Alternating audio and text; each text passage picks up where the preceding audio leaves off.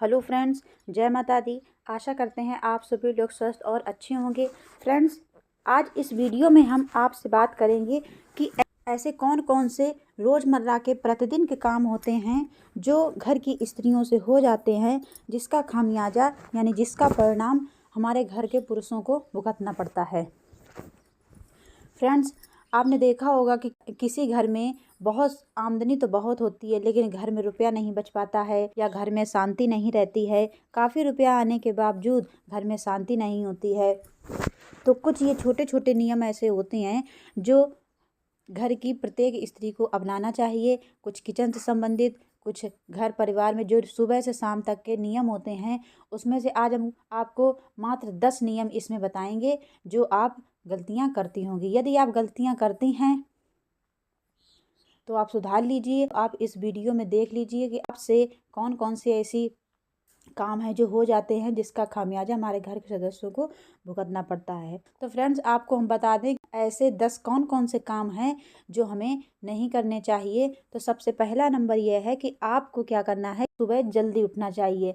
वैसे आजकल क्या ठंड का मौसम है, अगर आप सुबह नहीं जल्दी उठ पा रही तो कोई बात नहीं, लेकिन आप इतनी कोशिश करें कि सूर्य उदय होने से पहले आपको उठ जाना चाहिए। ऐसा नहीं होना चाहिए कि हम सब लोग लेटे हैं और सूर्यदेव भगवान की किरणें हमारे घर पर पड़ रही हैं, तो ये अच्छा नहीं माना जाता। तो आप एक काम करें कि आप सुबह जल्दी उठिए, यानी सूर्योदय से पहले तो आप उठ ही जाइए।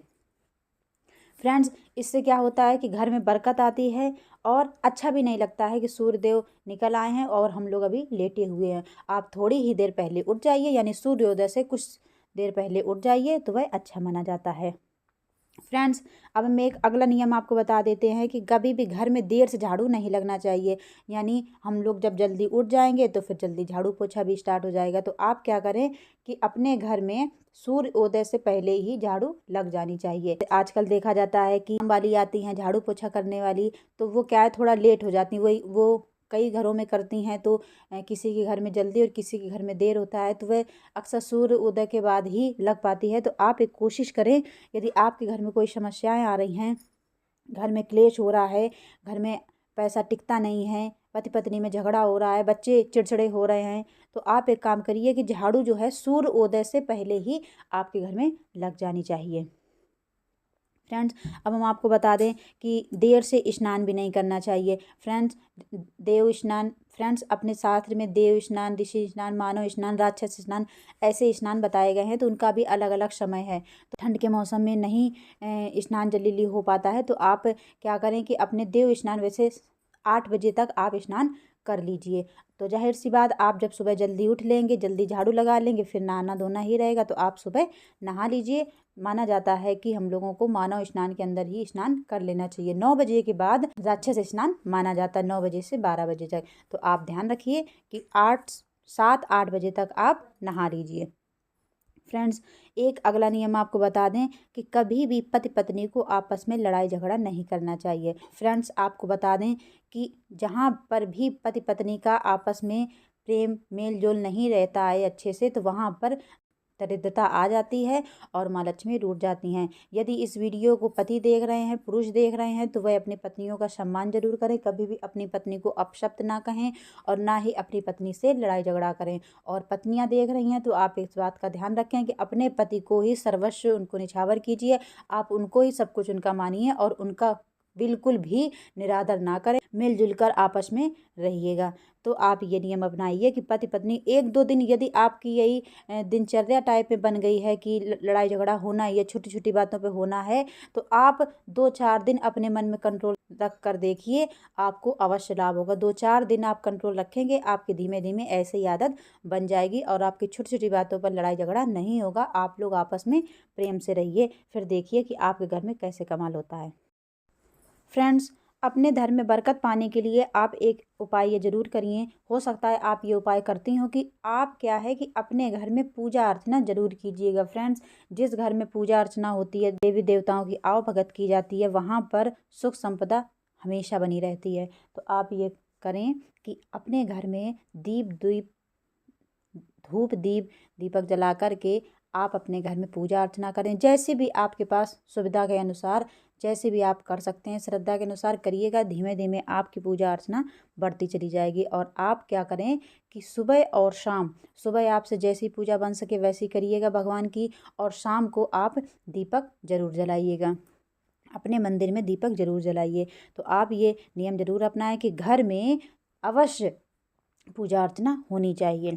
फ्रेंड्स, आपको एक अगला नियम बता दें कि कभी भी जब भी किचन में खाना बनाएं तो भोजन को जूठा ना करें। क्या होता है कि नमक देखने के लिए या शक्कर देखने के लिए, मीठा है कि नहीं है, नमक कम है या ज़्यादा है, ऐसा देखने के लिए हम लोग थोड़ा सा टेस्ट करके देख लेते हैं कि नमक स्वाद अनुसार हुआ कि नहीं हुआ। क्या करें, तो आपको बता दें यह एक गलत तरीका है कि भोजन को कभी भी जूठा नहीं करना।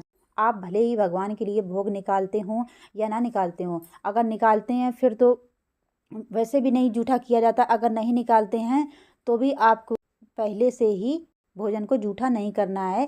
टेस्ट देखने के लिए जूठा हो जाता है, वह उसको जूठा नहीं करना चाहिए। आप 2-3 दिन ऐसा करके देखिए, आपके स्वाद अनुसार खुद ही नमक और चीनी पड़ने लगेगी। तो आप इसमें कंट्रोल रखिए कि भोजन को जूठा नहीं करना है। फ्रेंड्स, अब हम आपको एक अगला नियम ये बता दें, ये बहुत ही ज़रूरी नियम होता है कि आप क्या करें, जब भी खाना बनाएं तो सबसे पहली रोटी आपको अग्रासन के लिए ज़रूर निकालना। अग्रासन बोलें तो गाय की पहली रोटी। तो आपको बता दें, जब भी हम खाना बनाएं तो गाय की पहली रोटी अवश्य बनाएं। ये बात आप विशेष ध्यान रखिएगा। पहली रोटी, घर की जो भी किचन की पहली रोटी होती है वह किसी भी लड़के, पति या किसी को भी नहीं खिलाना चाहिए। आप ध्यान रखें। तो ये पहली रोटी गाय की मानी जाती है। तो आप छोटी बड़ी आप जैसी बना सकते हैं, तो आप पहली रोटी ज़रूर बनाइए।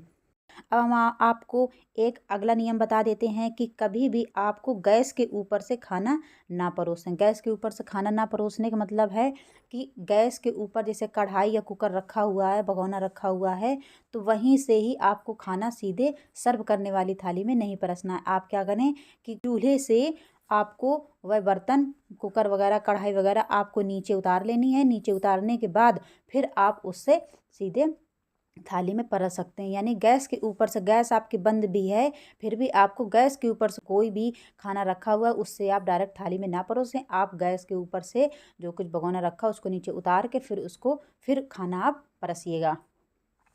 फ्रेंड्स, ऐसे ही मिलता जुलता एक नियम ये है कि कभी भी जैसे आपका किचन का काम समाप्त हो गया है तो गैस के ऊपर आपको कोई सामान नहीं रखना है।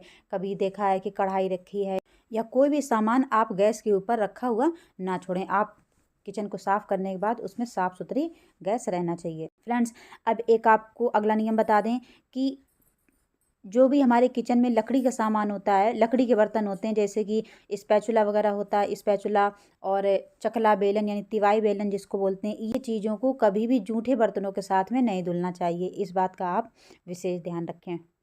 लकड़ी की चीज़ों को जूठे बर्तनों के साथ नहीं मिलाया जाता। आप उसको पानी से ही अलग से धुल लीजिए और अलग रख दीजिए। जूठे बर्तनों में आपको इन लकड़ी की चीज़ों को नहीं मिलाना है। और एक आप नियम और अपनाइए कि जितनी भी आपके यहाँ इनकम हो, जब भी इनकम आए, रुपए घर में आए, तो आप उससे पूजा के लिए थोड़े से रुपए ज़रूर निकालिए। भगवान के लिए, पूजा के लिए, पूजा सामग्री के लिए आपको उसमें से रुपए अवश्य निकालना है। ये नहीं है कि रुपए घर में आए, आपने ये खर्चा कर लिया, वो खर्चा कर लिया और भगवान के लिए तो कुछ है ही नहीं। तो आप क्या करें कि भगवान के लिए सबसे पहले ज़रूर, जितनी भी आपके सामर्थ्य के अनुसार आप जितना भी निकालना चाहते हैं पूजा सामग्री के लिए, भगवान के लिए ज़रूर निकाल लीजिए। फ्रेंड्स, एक नियम आपको अवश्य बता दें कि आपको क्या करना है कि सूर्य देव को जल ज़रूर अर्घ देना है। पति भी दे सकते हैं, पत्नी भी दे सकते हैं, लड़के लड़कियां सभी लोग दे सकते हैं।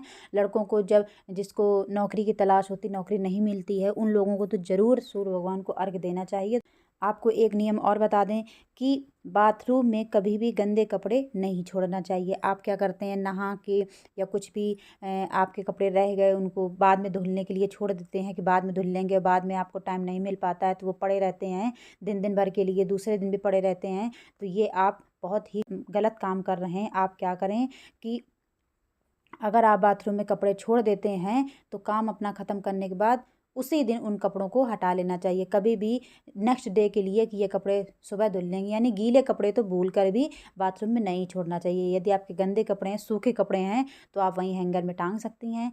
तो नेक्स्ट डे आप धुल सकती हैं, लेकिन गीले कपड़ों को आपको बाथरूम में नहीं पड़े रहना चाहिए। यह बहुत ही, इससे क्या होता है, घर में नकारात्मकता आती है और घर में दरिद्रता फैल जाती है। तो ये कुछ छोटे छोटे नियम जो आपको अपने घर में ज़रूर अपनाना चाहिए। कुछ ऐसे कार्य जो नहीं करना चाहिए और कुछ ऐसे कार्य जो आपको करने चाहिए। आशा करते हैं आपको ये वीडियो पसंद आई होगी। यदि आपको वीडियो अच्छी लगी हो तो वीडियो को लाइक करें, चैनल को सब्सक्राइब करें। धन्यवाद।